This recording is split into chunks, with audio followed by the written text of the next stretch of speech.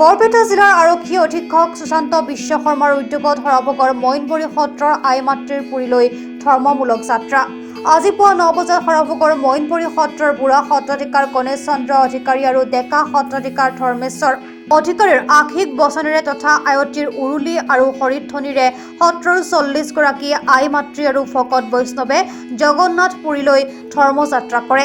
বৰপেটা জিলাৰ আৰক্ষী অধীক্ষক সুশান্ত বিশ্ব শৰ্মাৰ একান্ত প্ৰচেষ্টা আৰু সত্ৰ পৰিচালনা সমিতিৰ সহায় সহযোগিতাত সম্পূৰ্ণ বিনামূলীয়াকৈ 10 দিনৰ বাবে তীৰ্থযাত্ৰী দলটিক পবিত্ৰ ধাম জগন্নাথ প্ৰেৰণ কৰা হয়।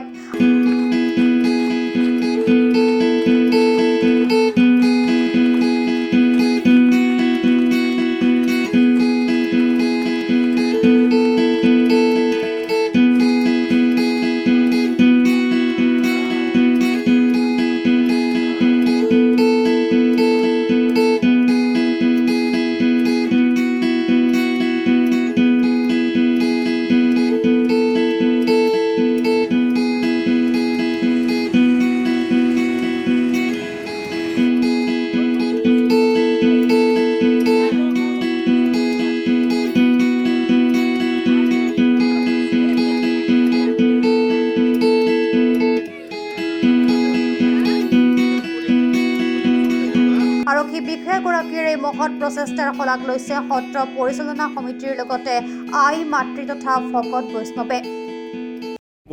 ঐতিহাসিক মইনবৰী সত্ৰৰ তৰফৰ পৰা প্ৰায় 40 গৰাকী আই মাতৃ ভকত বৈষ্ণৱক আমি জগন্নাথ পুৰীৰ পবিত্ৰ জগন্নাথ পুৰী দৰ্শনৰ বাবে প্ৰেৰণ কৰোঁ। আৰু আজি অনুষ্ঠানটিত আমাৰ মইনবৰী সত্ৰৰ সন্মানীয় বুঢ়া সত্ৰীয়া প্ৰভু শ্ৰী শ্ৰী গণেশ চন্দ্ৰ অধিকাৰী প্ৰভু, ডেকা সত্ৰীয়া ধৰ্মেশ্বৰ অধিকাৰী প্ৰভুৰ আশীষ বচন আৰু হৰিধ্বনিৰে আমি জগন্নাথ পুৰীলৈকে এই তীৰ্থযাত্ৰী দলটিক প্ৰেৰণ কৰিছোঁ। এই ক্ষেত্ৰত আজি বৰপেটা জিলাৰ আৰক্ষী অধীক্ষক সন্মানীয় সুশান্ত বিশ্ব শৰ্মা ডাঙৰীয়া আৰু সত্ৰ পৰিচালনা সমিতিৰ একান্ত সহায় সহযোগিতাত আজি এই তীৰ্থযাত্ৰীৰ দলটিক আমি প্ৰেৰণ কৰিছোঁ।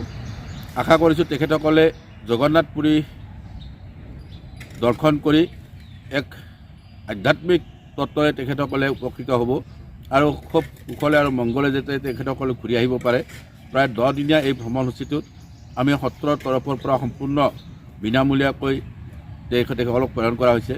অতি দৰিদ্ৰ পৰিয়ালৰ যিসকল ভকত বৈষ্ণৱ আই মাতৃ আছিল তেখেতসকলক আমি জগন্নাথ পুৰীলৈ আজি প্ৰেৰণ কৰিছোঁ। এই ক্ষেত্ৰত অসম আৰক্ষীৰ এগৰাকী দক্ষ বিষয়া শ্ৰদ্ধেয় সুশান্ত বিশ্ব শৰ্মা ডাঙৰীয়াই তেখেতে আৰ্থিক মানসিকভাৱে যি সহায় সহযোগিতা কৰিছে তেওঁক আমি গুৰুজনাৰ ভক্তিভৰা অভিনন্দন জ্ঞাপন কৰিছোঁ।